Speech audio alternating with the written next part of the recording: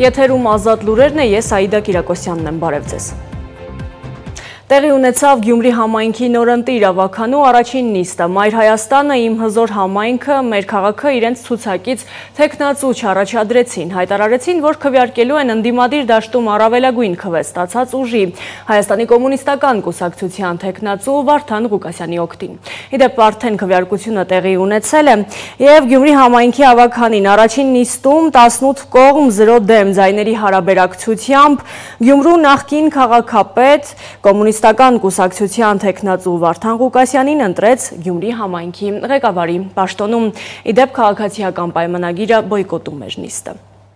Անցնենք ազգային ժողով, 3 կառավարության ծրագրի 2024 թվականի կատարման ընթացքի եւ արդյունքների մասին քննարկմանը վարչապետ Նիկոլ Փաշինյանը երկար եւ ծավալուն զեկույց է ներկայացրել։ Փաշինյանը խոսել է նաեւ Ադրբեջանի հետ հարաբերությունների կարգավորման գործընթացից, նշելով, որ բոլոր մտահոգությունների վերացման միակ արդյունավետ տարբերակը խաղաղության համաձայնագրի ստորագրումն է։ Վարչապետի ելույթին հաջորդել է նաև նրա հարց ու պատասխանը օրենսդիրների հետ, որի մանրամասները ներկայացվող տեսանյութում։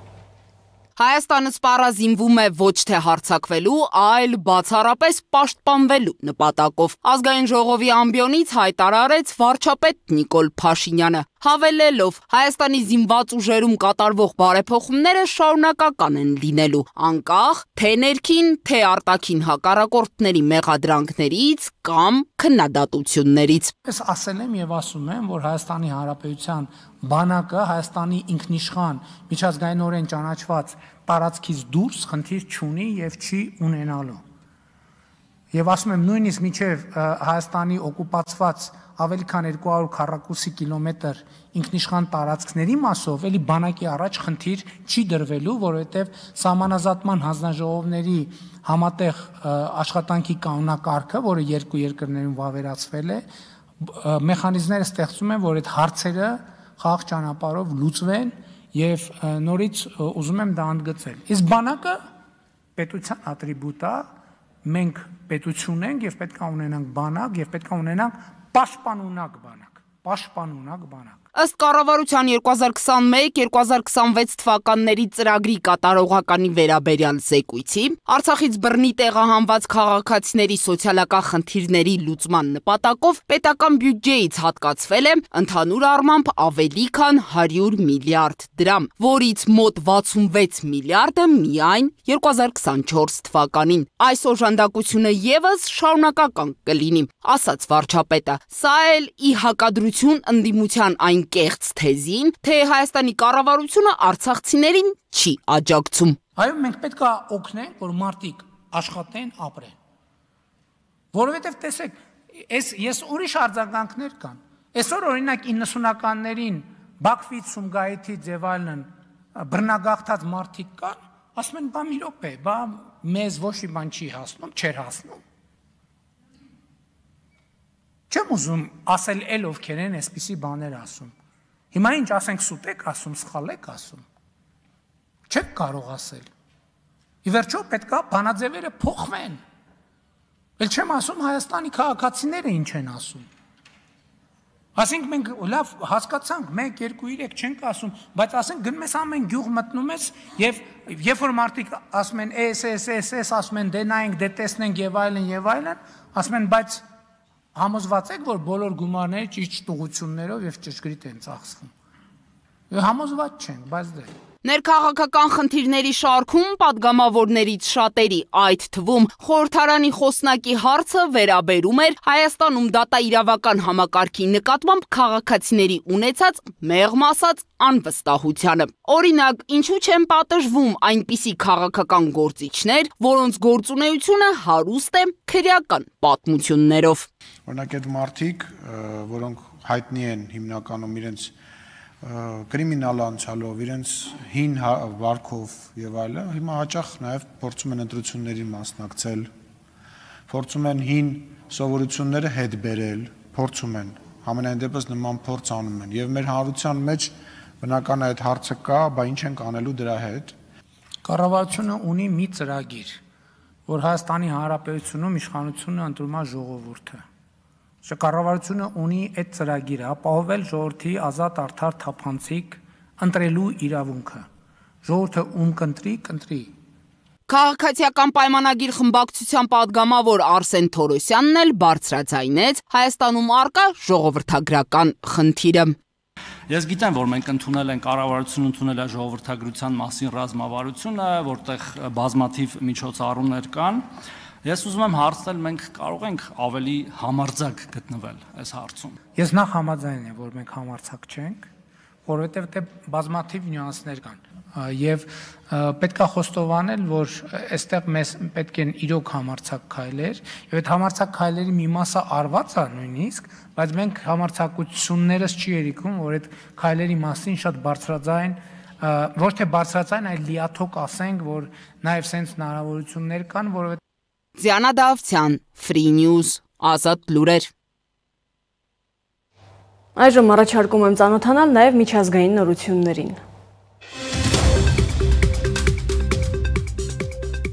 Ուկրաինայի անդամակցությունը ՆԱՏՕ-ին անշրջելի գործընթաց է, սակայն պետք չէ կապել ռուս-ուկրաինական պատերազմում հնարավոր խաղաղության համաձայնագրի հետ, հայտարարել է ՆԱՏՕ-ի գլխավոր քարտուղար Մարկ Ռյուտեն։ Նա հավաստիացրել է, որ Ուկրաինայի անդամակցությունը ՆԱՏՕ-ին մնում է դաշինքի օրակարգում, չնայած բոլոր քննարկումներին։ Պաշտոնյան առաջին անգամ չէ, որ ընդգծել է, որ Ուկրաինայում խաղաղության հասնելու բանակցությունները պետք չէ կապել դաշինքի նրա անդամակցության հետ։ Երբ մենք ասում ենք, որ Ուկրաինան մի օր կդառնա ՆԱՏՕ-ի անդամ, մենք չենք խոստանում, որ դա կլինի խաղաղության համաձայնագրի մի մասը, ընդգծել է Ռյուտեն։ Ֆրանսիայի նախագահը եւ Իսրայելի վարչապետը հեռախոսազրույց են ունեցել Ելիսեյան պալատի տվյալով։ Էմանուել Մակրոնը հաստատել է աջակցությունն Իսրայելի անվտանգությանը, ընդգծել Համասի մոտ պահվող պատանդների ազատ արձակման եւ պաղեստինյան շարժման ապառազմականացման կարեւորությունը։ Մակրոնը կոչ է արել հրադադար հաստատել, բացել անցակետերը եւ մարդասիրական օգնություն հասցնել Գազայի հատված։ Նա հույս է հայտնել, որ հնարավոր կլինի հասնել քաղաքական լուծման երկու պետություն բանաձևով։ Բենյամին Նեթանյահուի գրասենյակը նույնպես Մակրոնի հետ զրույցի վերաբերյալ ամփոփիչ հաղորդագրություն է տարածել, որի համաձայն Իսրայելի վարչապետը դեմ է արտահայտվել պաղեստինյան պետություն ստեղծելու գաղափարին։ Նեթանյահուի խոսքով դա մեծ նվեր կլինի ահաբեկիչներին։ Տարածաշրջանային դերակատարները չպետք է փորձարկեն Թուրքիայի համբերությունը Սիրիայում, Անկարան թույլ չի տա, որ Սիրիան մասնատվի։ Այս մասին հայտարարել է Թուրքիայի նախագահ Ռեջեփ Թայիփ Էրդողանը, ովքեր Սիրիային թույլ չտան հասնել խաղաղության եւ կայունության, մենք դուրս կգանք նրանց դեմ եւ կկանգնենք Սիրիայի կառավարության կողքին։ Դեկտեմբերի 8-ի հեղափոխությամբ այս երկրում սկսվեց նոր դարաշրջան, երբ Սիրիան վերականգնվի ու գտնի կայունություն ու խաղաղություն, մեր տարածաշրջանի բոլոր ժողովուրդները կշահեն, ասել է Թուրքիայի ղեկավարը։ Իրանի իսլամական հեղափոխության գերագույն առաջնորդն անդրադարձել է ապրիլի 11-ին Օմանում միջուկային գործարքի շուրջ Վաշինգտոնի եւ Թեհրանի ներկայացուցիչների հանդիպմանը։ Ալի Խամենեին նշել է բանակցությունների արդյունքում Թեհրանը ոչ չափից դուրս լավատես է, ոչ էլ հոռետես։ Իհարկե, հոռետես ենք ամերիկյան կողմի նկատմամբ, բայց լավատես են, երբ խոսքը մեր հնարավորությունների մասին է, նշել է նա։ Խամենեիի խոսքով միջուկային գործարքի հետ կապված նախկին սխալները չպետք է կրկնվեն։ Իրանի ԱԳՆ-ից հայտնել են, որ Թեհրանի եւ Վաշինգտոնի միջև անուղղակի բանակցությունների երկրորդ փուլը նույնպես տեղի կունենա Օմանում ապրիլի 19-ին։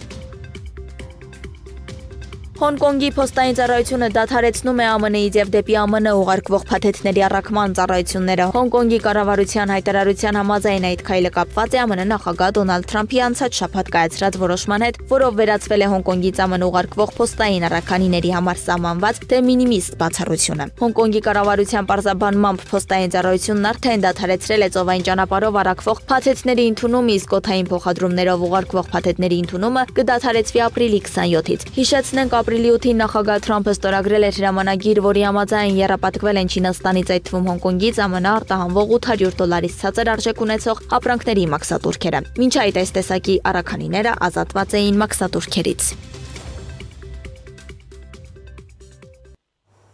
Էլբակյան կրթահամալիրի մոտ 350 ուսանողների հանձնվեցին երկար սպասված ավարտական վկայականները։ Շրջանավարտները փաստում են, որ էլբակյանները ստեղծել են այնպիսի կրթահամալիր, որտեղ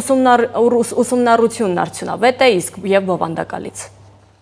Էլբակյան կրթահամալիրի մոտ 350 ուսանողների համար օրը ոչ միայն տոնական էր, այլև հիշարժան, քանի որ մեծ հանդիսավորությամբ նրանց հանձնվեցին երկար սպասված ավարտական վկայականները։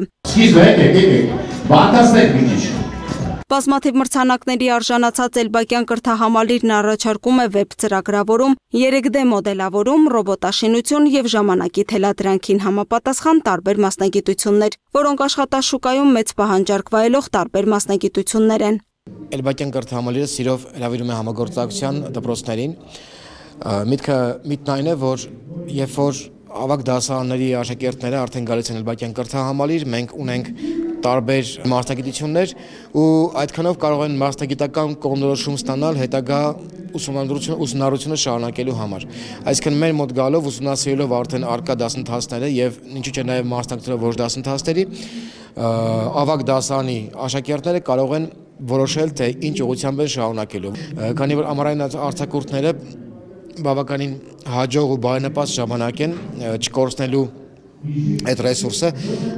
կառաջարկեմ, որ ձեր երեխաներին անպայման բերեք սովորելու, որ ամռան 3 ամիսները նրանք կարողանան արդեն հավելյալ գիտելիքներով զինված որոշեն ոնց են շարունակելու։ Կրթահամալիրը մատուցում է բարձրորակ ծառայություններ, այստեղ դասընթացներն անցկացվում են ճկուն ժամային գրաֆիկով եւ օնլայն եւ օֆլայն։ Այստեղ SMM-ից բացի նաև սովորում եմ երկրորդ մասնագիտությունս, որը ծրագրավորումն է։ Մենք այստեղ ձեռք ենք բերում գիտելիքներ գործնական աշխարհում հաջողության հասնելու համար եւ Էլբակյան կրթահամալիրում համադրվում են որակյալ կրթությունը եւ նմանատիպ տեխնոլոգիաները։ Էլբակյանները ստեղծել են այնպիսի կրթահամալիր, որտեղ ուսումնառությունը ոչ միայն արդյունավետ ու բովանդակալից է, այլև հետաքրքիր ու բազմաբովանդակ։ Ինչպես գիտենք, Էլբակյան կրթահամալիրը ունի ռոբոտաշինության դասընթացներ եւ մենք այս ամառը մեր դասընթացները ավելացրել ենք եւս մեկով անօթաչու թռչող սարքերի պատրաստման դասընթացով։ Էլբակյան կրթահամալիրը կենտրոնում բացեց իր 4-րդ մասնաճյուղը Իմպերիում բիզնես կենտրոնի 3-րդ եւ 2-րդ հարկերում։ Գրանցվելու համար կարող եք գրել մեր Facebook-յան էջին, Instagram-յան էջին կամ պարզապես զանգահարել 096 88 88 44 հեռախոսահամարով։ Էլբակյանները նշում են, որ իրենց կրթահամալիրն արդեն իսկ հասցրել է վայելել համազգային վստահությունը, շնորհիվ իրենց թիմի ստեղծարարության եւ նորարար գաղափարների։ Նախ շնորհավորում եմ բոլոր շրջանավարտներին, ծնողներին, նաեւ մեզ եւ մեր այս դժվար երկրում այսքան մարդ հավաքել մի հարգի տակ արդեն մեծ հաղթանակ է։ Ինչպես միշտ այս անգամ եւս մեր սիրելի շրջանավարտներին սպասվում են բազմաթիվ անակնկալ նվերներ եւ մեր գլխավոր մրցանակը պատահականության սկզբունքով մեկ ուսանող կշահի 7-օրյա ուղևորության փաթեթ դեպի Եգիպտոս։ Սա արդեն թվով 6-րդ միջոցառումն է եւ 6-րդ Էլբակյանցին մեկնում է հանգստի մեր միջոցով, որը կազմակերպվում է Էլբակյան Travel-ը։ Շրջանավարտների վկայականների տրամադրմանը հաջորդեց Էլբակյան Travel-ի կողմից կազմակերպված խաղարկությունը, որի արդյունքում շրջանավարտներից Էդգար Վարդանյանը դարձավ այն հաջողակը, որը շահեց 7-օրյա ուղևորություն դեպի Եգիպտոս։ Լուսինե Գրիգորյան, Տիգրան Ղազարյան, Free News, Ազատ լուրեր։ Այս ժամի համար նախատեսել էինք այսքանը, կհանդիպենք։